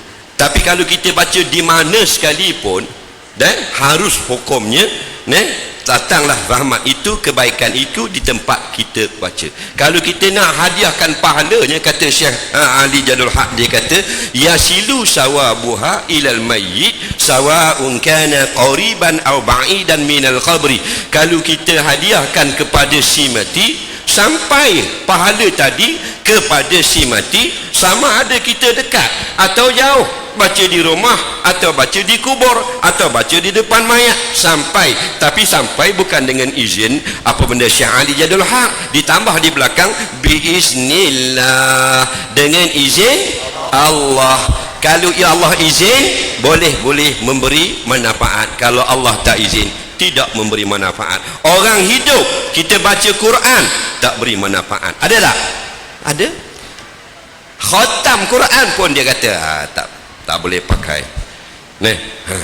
Tapi kalau Allah nak memberi, orang mati pun dia boleh dapat manfaat. Dia kata kenapa baca dia surah mati? Betul kita baca Quran, betul. Yang tak betul kita ajar orang mati baca Quran. Itu baru tak betul. Orang mati ikut saya ya. Dalib datab orang mati senyap. Ba di atas ba. Hei orang mati kata sudah mati loh. Kita bukan ajar dia baca Quran, kita yang baca Quran. Jadi bila kita yang baca, boleh saja. Kita harapkan rahmat. Al-Imam Al-Qurtubi rahimahullahu ta'ala menyebut, barang siapa membaca Yasin dengan niat yang baik, maka insya-Allah akan diluluskan niat itu. Setelah dia membaca, hendaklah dia berdoa kepada Allah. Ini Imam Qurtubi, dia pengarang kitab tafsir yang sangat hebat. Bukan Haji Qurtubi tukang becak. Soalan seterusnya, macam mana kita nak tawaduk dan ikhlas dalam hidup kita? Tawaduk ini merendah diri. Man tawadu'a rafa'ahu Allah. Siapa yang rendah diri, Allah angkat dia. Sebab itulah jangan rasa rugi nak rendah diri. Nampak? Jangan sombong, jangan takabur. Orang yang rendah diri sudah mati pun namanya masih disebut, itu tanda orang rendah diri. Imam Syafi'i rahimahullah ta'ala wafat pada tahun 204 Hijrah. Sudah 1200 tahun meninggalkan kita, betul? Tapi masih lagi disebut orang siang dan malam. Kita belum lagi wafat, sudah tidak disebut orang, apa lagi kalau meninggal. Nampak? Itu kerana apa? Jangan sombong. Cara nak merendah dirinya, kena ingat kelebihan orang yang merendah diri, Allah sayang. Jadi merendah dirilah, tak ada akan jadi rugi apa-apa. Kalau kita ada 4 pangkat sini, ada paku general 4 bintang, kita rendah diri dengan orang, tidak tercabut satu pun bintang. Nampak? Dia lebihnya bagus. Jangan sekali-kali sombong. Kalau sombong masuk neraka. Walau kita kiai, walaupun kita alim besar, ada sombong sikit saja, la yadkhulul jannata, tidak akan masuk syurga.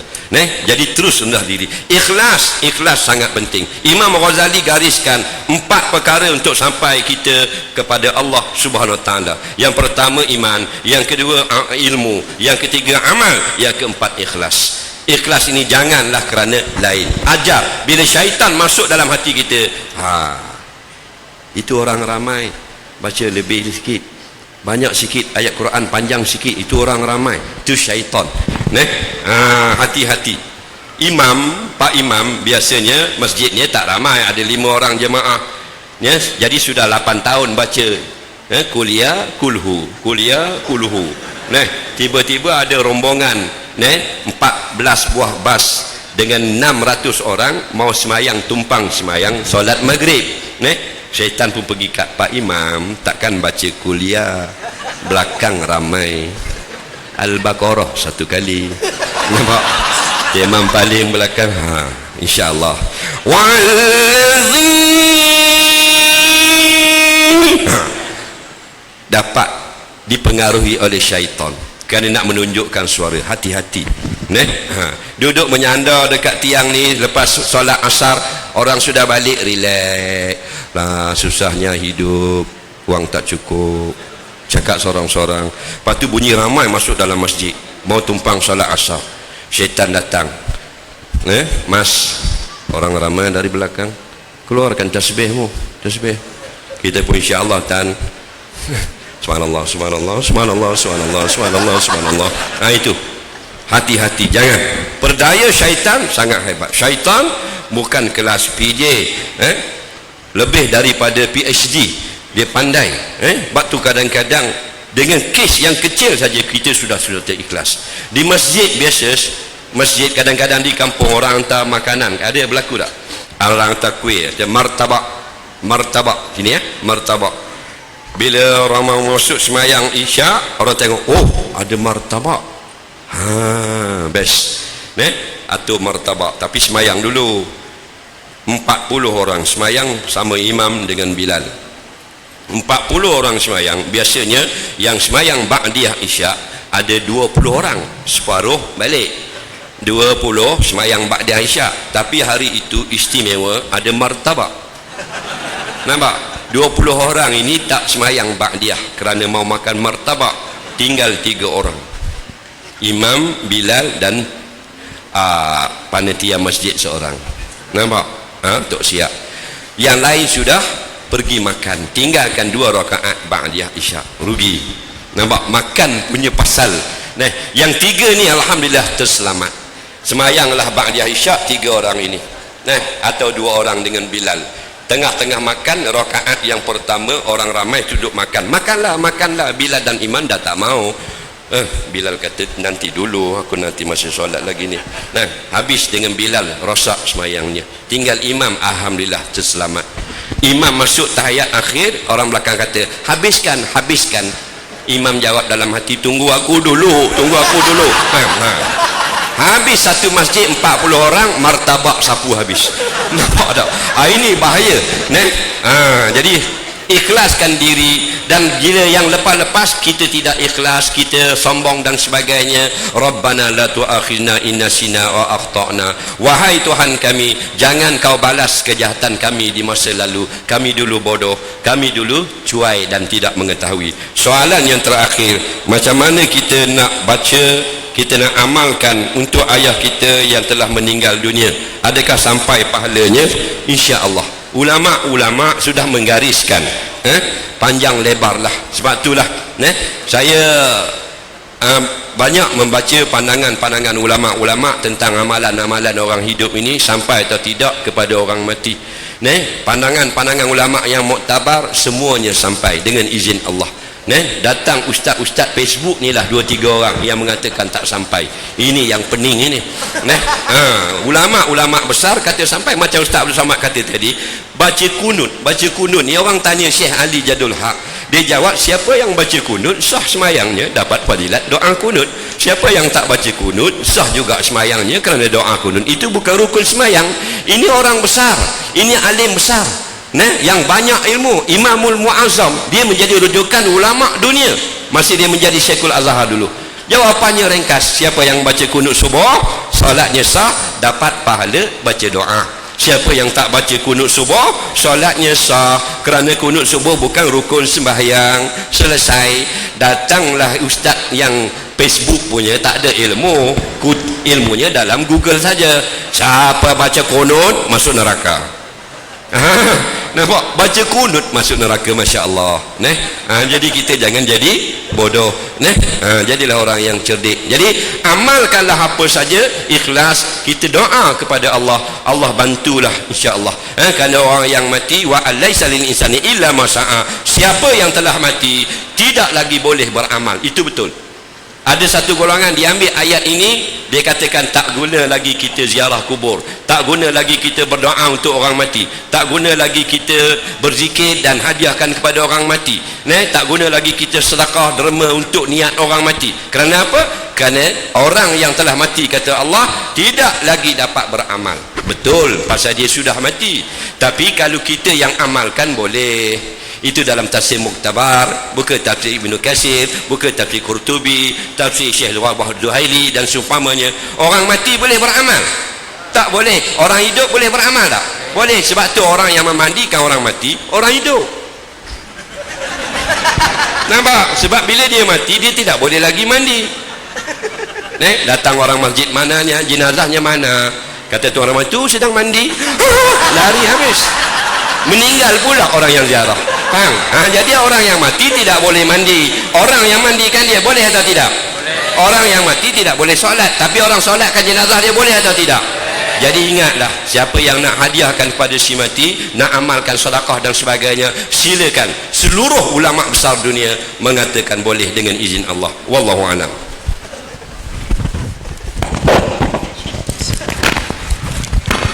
Terima kasih kami ucapkan kepada Ustaz Azhar Idrus. Takbir! Bapak Ibu jamaah yang dimuliakan oleh Allah Subhanahu wa taala. Kita lanjut? Saya enggak dengar. Kita lanjut? Masya Allah, luar biasa. Bapak Ibu jamaah yang dimuliakan oleh Allah Subhanahu wa taala, mohon izin saya berdiri. Laporan dari teman-teman panitia, uang dana yang terkumpul untuk sementara hari ini yang akan kita distribusikan untuk saudara-saudara Rohingya, alhamdulillah telah terkumpul 19 juta. Allahu Akbar. Insya Allah kotak masih beredar. Silahkan bagi Bapak Ibu yang masih ingin memberikan sebagian atau lebih besar harta kita untuk saudara Rohingya, kami panitia akan mendistribusikannya. Kalaupun nanti setelah acara ingin transfer atau seperti apa, silakan hubungi panitia. Selanjutnya Bapak Ibu, insya Allah selanjutnya adalah kita lanjut sesi tanya jawab yang akan dijawab oleh Ustadz Abdul Somad. Satu kali sesi lagi, yang kemudian kita lanjut dengan pembacaan doa yang akan dipimpin oleh Ustadz Azhar Idrus.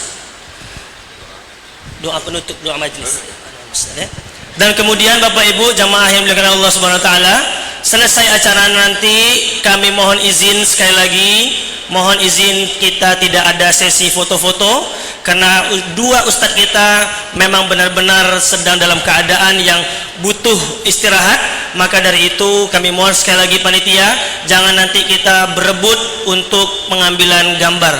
Baik, untuk selanjutnya adalah kita akan dengarkan sesi tanya jawab oleh Ustadz Abdul Somad.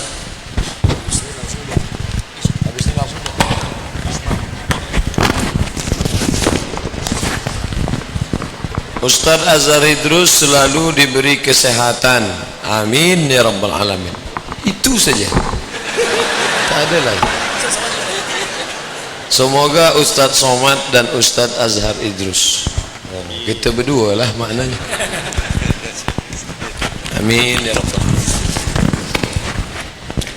Berbicara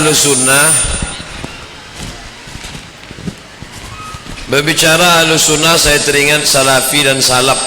Dulunya saya berfikir Salafi bukan aswajah, sampai masih ragu. Sebenarnya kelompok yang menyebut Salafi mereka adalah aswajah atau masuk takfiri.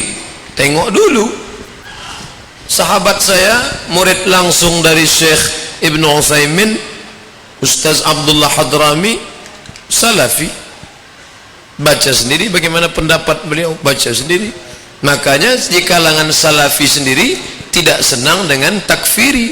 Maka untuk membezakan dia dengan Salafi dan takfiri, dia buat nama baru, Talafi. Talaf artinya binasa. Bagaimana hukum orang yang mereka menikah tapi sebelumnya mereka pacaran dan selalu berzina hampir bertahun-tahun? Kalau dia taubat nasuha, at-taibu minadz dzambi kama la dzambalah.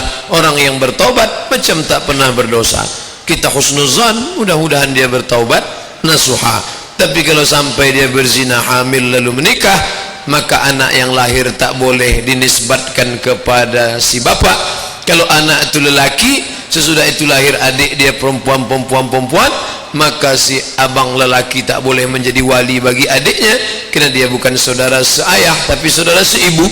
Kalau ayah itu mati, si anak tak dapat harta warisan kerana dia tak ada hubungan nasab. Kalau anak itu ternyata lahir perempuan, nanti bila dia mau menikah, maka walinya adalah wali hakim Fasultanu waliyun man la waliyalaha, karena dia sudah ada sebelum akad. Al-waladu lil firash, hadis riwayat Muslim, seorang anak baru dinisbatkan ke bapa kalau dia ada sesudah akad. Sedangkan bila dia ada sebelum akad, maka tidak dia diperakui, tak diakui menurut hukum syar'i. Banyak saudara muslim Rohingya jadi korban pembantaian. Apakah mereka syahid? Seorang ibu menengok jenazah anaknya, lalu dia katakan, ya syahid, wahai engkau syahid. Belum tentu. Innamal a'malu binniyat. Sayyidina Utsman tidak ikut perang Badar, tapi dapat pahala jihad. Apa dia buat? Man jahaza ghazian faqad ghaza. Siapa yang menolong orang berjihad, maka dia dapat pahala jihad. Kita malam ini insyaallah mendapat pahala jihad. Jihad menuntut ilmu, man kharaja fi talabil ilmi, siapa yang keluar rumah menuntut ilmu, fa huwa fi sabilillah, maka dia sama seperti orang berjihad hatta yarji'a, sampai dia pulang ke rumah. Jihad yang kedua, karena kita menjahaza ghazian, duit yang akan dapat ni kita kirimkan mempersiapkan untuk jihad, dapat pahala jihad. Sedangkan saudara kita yang di sana meninggal dunia, dipotong, disembelih, dibunuh, dibakar, kita doakan mereka semuanya mendapat syahid insyaallah. Syahid bermakna masyhud, dia dipersaksikan oleh malaikat. Syahid bermakna syahid, memandang, karena sebelum meninggal dia sudah memandang tempatnya di dalam surga. Dia selamat daripada su'ul khatimah, dia selamat daripada sakratul maut, dia selamat daripada hisab, dan dia masuk ke dalam surga sebelum makhluk yang lain masuk ke dalam paruh perut burung yang berwarna hijau terbang ke sana kemari. Begitu disebutkan Imam Ibnu Qayyim Al-Jauziyah dalam kitab Ar-Ruh. Begitu juga disebutkan Imam Al-Qurtubi dalam kitab At-Tazkirah. Apakah anak soleh-solehah jika hari kiamat nanti bisa menarik kedua orang tua dari neraka? Bukan cuma anak, kawan pun. Ustadz Azhar Idrus, bila Ustadz masuk surga tak nampak saya, tolong tarik saya. Hadisnya ada dalam Sahih Bukhari, sudah kita kaji di Masjid Darul Iman dalam pembahasan Al-Lu'lu' wal Marjan fi mattafaqa alaihi syaikhan. Masuklah kalian ke dalam surga. Apa kata orang beriman? Sahabat saya yang dulu sama-sama mengaji mana? Rupanya kawan tadi tidak direct, dia transit. Maka cari man kana fi qalbihi, sesiapa sahaja yang dalam hatinya ada iman sebesar biji sawi, selamatkan dia. Makanya kita perlu berkawan dengan orang baik-baik. Mudah-mudahan dia masuk surga, dia boleh selamatkan kita, syafaat orang beriman. Bagaimana dengan menyebut Allah tak punya mata, tak punya tangan, tak punya telinga? Apakah penyebutan tak punya itu merendahkan Allah? Justru memuliakan Allah. Kenapa? Karena dengan telinga, mata, berarti dia rendah, karena dia memakai alat. Allah maha mendengar, Allah maha melihat. Dengan mengatakan mata, berarti dia menggunakan alat, dan alat itu rendah karena sama dengan manusia. Padahal Allah itu laisa kamitslihi syai'un, dia tak sama dengan apapun. Wa huwas samiul basir, dia maha mendengar lagi maha melihat. Kata tak punya bukan berarti merendahkan. Ustadz Somad tak punya cacat, merendahkankah?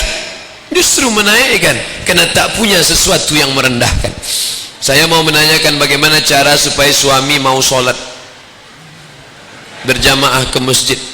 Bagaimana suami bisa berhenti merokok? Nanti kita tanya Ustadz Azhar Idrus, mungkin dia ada obat dari Malaysia. Doa untuk jodoh yang baik. Rabbi la tadharni fardan wa anta khairul warisin. Jangan kau biarkan aku sendirian, karena kau sebaik-baik pemberi waris ya Allah. Baca banyak-banyak. Jamin datang Pak Ustaz, tunggu aja lah. Doakan saya segera punya anak Pak Ustaz. Untuk yang memohon nih dan yang lain yang tak memohon tapi dia ada, mudah-mudahan dia punya anak. Al-Fatihah. Bismillahirrahmanirrahim. Alhamdulillah rabbil alamin arrahmanir rahim maliki yaumiddin. Iyyaka na'budu wa iyyaka nasta'in ihdinas siratal mustaqim siratal ladzina an'amta 'alaihim ghairil maghdubi 'alaihim waladdallin. Amin. Mohon doakan anak saya bernama Intan agar penyakitnya diangkat. Nanti kita mohon doa dari saudara kita yang datang musafir jauh dengan niat yang baik tulus, doanya kita aminkan dikabulkan Allah Subhanahu wa taala. Selanjutnya saya serahkan langsung kepada Al-Mukarram Ustazuna Ustaz Azhar Idrus. Falyatafaddal mashkur. Doa. Baik, kita sudah sampai ke penghujung. Saya mengucapkan terima kasihlah, jutaan terima kasih kepada semua yang bersusah payah untuk hadir pada malam ini, yang memberi sumbangan kepada saudara kita di Rohingya. Allah sajalah yang mampu membalas sumbangan tuan-tuan dan puan-puan, kerana yang kita pakai ini akan jadi buruk, yang kita makan akan jadi najis, yang kita bina akan jadi runtuh. Tapi ma sadaqtum faqad abqaitum, apa yang kamu sedekah, apa yang kamu derma, kamu beri sumbangan, itu akan kekal sampai kepada kamu di hari kamu bertemu dengan Allah nanti. Saya mengucapkan ribuan terima kasih kepada yang sangat saya kasihi Tuan Guru Ustaz Abdul Somad yang mengizinkan saya berada di sebelah kanan beliau, sehingga saya rasa macam kaku untuk berkata-kata. Terima kasih pada pihak pengurusi, semua panitia masjid, khususnya rakyat Riau. Macam yang saya khabar tadi, yang saya bagi tahu tadi, Riau itu religion Islam, unity, maknanya agama Islam ialah membawa persatuan. Jadikanlah Riau ini sebagai sumber ataupun dasar bersatunya kita, seluruh umat Islam Nusantara, kalau tidak pun sedunia. Jadilah di Nusantara Riau sebagai sumbernya. Saya tertarik lihat orang yang begini ramai, anak muda daripada 3 tahun yang berdokong sampai yang tinggal 3 hari lagi mau meninggal dunia pun datang untuk memeriahkan lagi majlis kita pada malam ini. Ini bukan berkat saya, inilah berkat ibu bapa, tuan-tuan dan perempuan yang melahirkan tuan-tuan dan perempuan, anak-anak yang boleh memenuhkan rumah Allah pada zaman kita sekarang, yang dahulu kita tak dapat lihat begini. Tolong jaga bagi pihak saya Ustaz Abdul Somad, jaga dia betul-betul. Tapi nanti saya nak pinjam dia pergi Malaysia, boleh? Mana tahu boleh kahwin seorang lagi di sana dah. Jadi berulang-ulang. Macam doa tadi kan, doa itu hati-hati. Kadang-kadang ada seorang dia tanya, Ustaz, itu suami saya dia kahwin seorang lagi, tapi dia kata sebab dia yang berdoa, dia yang aminkan doa, isteri. Saya kata apa doanya? Dia pun bagi tulis doanya. Suami saya selalu baca doa ini, Allahumma rzuqna zaujatan saniyatan jamilatan, ya Allah kurniakan aku seorang lagi isteri yang cantik yang kedua. Yang isteri ni tak reti Arab. Amin, amin ya Allah, amin ya Allah. Lalu kahwin, bila kahwin sekarang perang, itulah. Jadi hati-hati, hati-hati. Ustaz Abdul Somad ada doa macam tu? Belum lagi. Nanti saya saya sanakkan dan Jadi terima kasih, mudah-mudahan Allah pertemukan kita pada kali yang lain. Kita bersama pada malam ini, seterusnya kita akan bersama sampai ke dalam syurga Allah. Amin. Bismillahirrahmanirrahim. Alhamdulillahirabbil alamin, wassalatu wassalamu ala sayyidina Muhammadin wa ala alihi wa sahbihi ajma'in. Allahumma ja'al jam'ana hadza jam'an marhuma wa ja'al tafarruqana min ba'dihi tafarruqan ma'suma. Allahumma la taj'al fina wala ma'ana syakiyan wala mahruma. Allahumma ja'alna fi hadhihi al-lailati mubarakah minas السعداء المقبولين ولا من الأشياء المردودين. اللهم أعز الإسلام والمسلمين وأذل الشرك والمشركين ودمر أعداءك أعداء الدين. اللهم انصر الإسلام والمسلمين المجاهدين في العالمين. ربنا آتنا في الدنيا حسنة وفي الآخرة حسنة وقنا عذاب النار وقنا عذاب النار وقنا عذاب النار. ربنا تقبل منا دعاءنا إنك أنت السميع العليم وتب علينا إنك أنت التواب الرحيم. وصلى الله على سيدنا محمد وعلى آله وصحبه وسلم. Walhamdulillah rabbil alamin. Assalamualaikum warahmatullahi wabarakatuh. Takbir, takbir, takbir. Jazakallah khairan kami ucapkan kepada Ustaz Abdul Samad LCMA dan juga kepada Ustaz Azhar Idrus atas kesempatan yang luar biasa. Bapak Ibu jamaah yang dimuliakan Allah Subhanahu wa taala, terima kasih juga kami ucapkan kepada pengurus Masjid Raya An-Nur beserta jamaah sekalian.